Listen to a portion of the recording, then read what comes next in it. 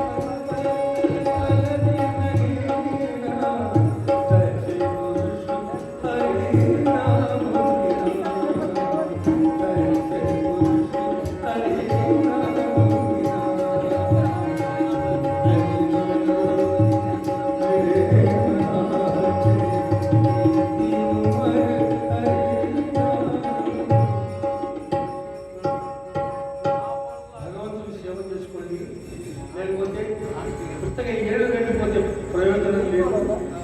చూస్తుండగా 74 గంటలు వచ్చేసినాయి.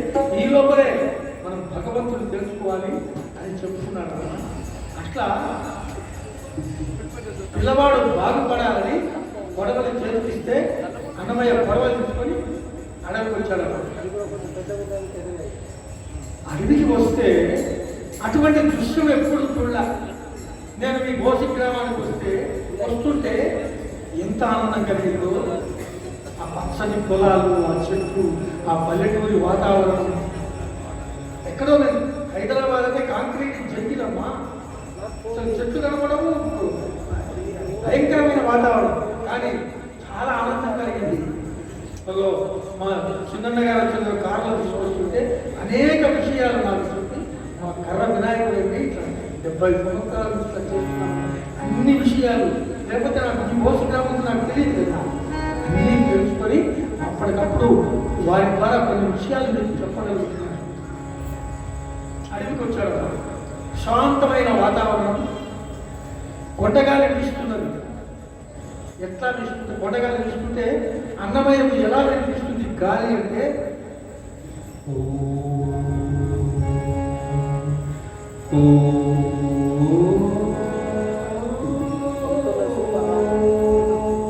ఓ మరి ఓంకారం వినిపిస్తుంది. అక్కడ ఇక్కడ మాకు ఫ్యాన్ పెట్టారు కదా, చల్లగా గాలి రావడానికి. ఆ గాలిలో అది వినిపిస్తుంది.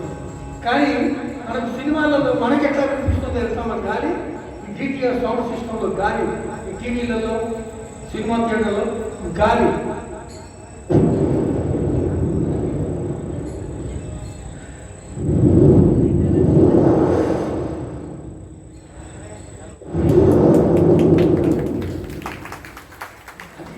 మనకు ఎలా వినిపిస్తుంది? యద్భావం తద్భవతి. అన్నమయ్యకి అలా వినపడట్లేదమ్మా. ఆయన ప్రతి అణువణువులో పరమాత్మని దర్శనం చేసుకుంటున్నాడు. ఎందుకంటే ప్రహ్లాదుడు చెప్పాడు, ఇందువల్ల రంగులేని సందేహం వలదు శక్తి సర్వోపగతము ఎందెందు వెనక్కి చూసినా అందం చేయగలదు.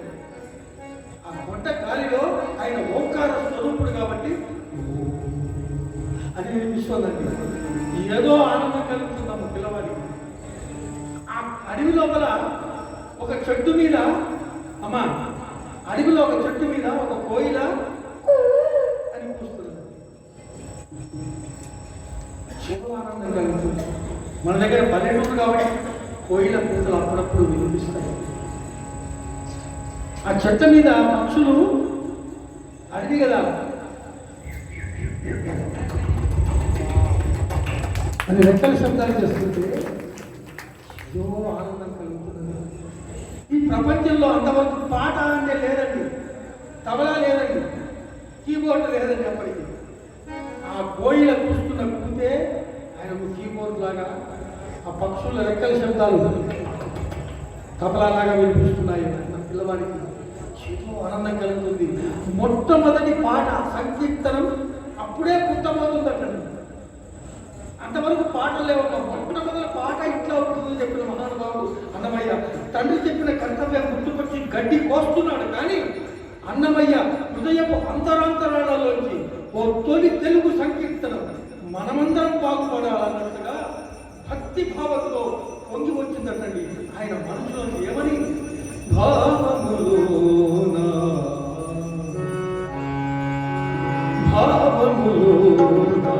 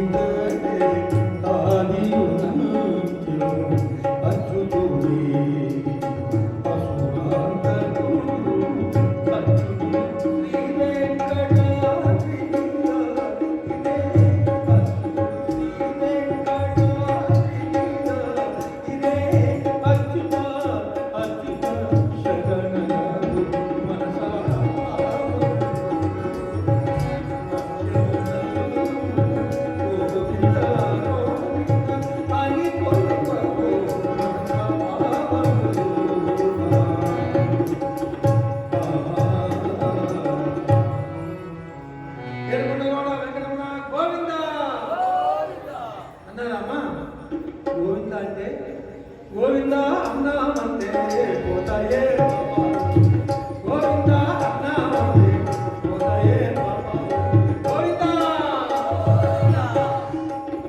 గోవింద అనండి అనండి అంటే ఆయనే మన వెంట ఉండి మనల్ని నడిపిస్తాడు. ఆ నామమే చివరి వరకు మన వెంట ఉంటుంది. ఆ నామమే సకల సంపదలు కలగజేస్తుంది. ఆ నామమే మనం అట్లా అంటూ ఉంటే మన పిల్ల బాబుల క్షేమాన్ని దగ్గర ఉండి చూసుకుంటుంది. నన్ను నమ్మండి అని అన్నమయ్య చెబుతున్నారు. గోవింద అంటే మనకేమి చేతికి చిక్కుతుందామా పట్టుకుందామంటే ఆ నామం. గోవింద నామం సాఫ్ట్వేర్ కనపడదు. ప్రపంచంలో హార్డ్వేర్ సాఫ్ట్వేర్ ఉంటున్నాయమ్మా. అంటే మీకు అర్థమవుతుందో కాదో చెప్పడానికి, మీ అందరి దగ్గర సెల్ ఫోన్ ఉందా? సెల్ ఫోన్ ఒక్కొక్కటి కాదండి, రెండు ఉన్నాయి. ఒక్కొక్కటి ఈ జోబులో మెయింటైన్ చేస్తాం. ఒక చిన్న ఫోను, ఒక పెద్ద ఫోను, ఒక ఐఫోను. చివరికి ఫోన్ సంగతి ఎట్లా అయిపోయిందంటే భిక్షగాడు కూడా అమ్మా ఎన్ని గంటలు రమ్మంటావమ్మా అని అడుగుతున్నాడు. కానీ సెల్ ఫోన్ హార్డ్వేర్ కంటికి కనిపిస్తుంది. అమ్మా జాగ్రత్తగా వినండి. ఆ సెల్ ఫోన్ పనిచేయాలంటే ఒక సిగ్నల్ వస్తుందమ్మా. ఎయిర్టెల్లో, బిఎస్ఎన్ఎల్లో, ఐడియాలో, జియోలో ఒక సిగ్నల్ ఎక్కడి నుంచి వస్తుందో ఎట్లా వస్తుందో మనకు తెలియదు. ఆ సిగ్నల్ వచ్చి మన ఫోన్కి చేరితే కానీ మన సెల్ ఫోన్ పనిచేస్తుంది.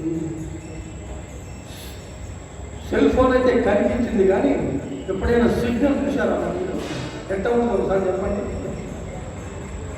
ఒకసారి సిగ్నల్ ఎట్లా ఉంటుంది చెప్పండి అమ్మా. సిగ్నల్ లేకపోతే సెల్ ఫోన్ పనిచేస్తుందా?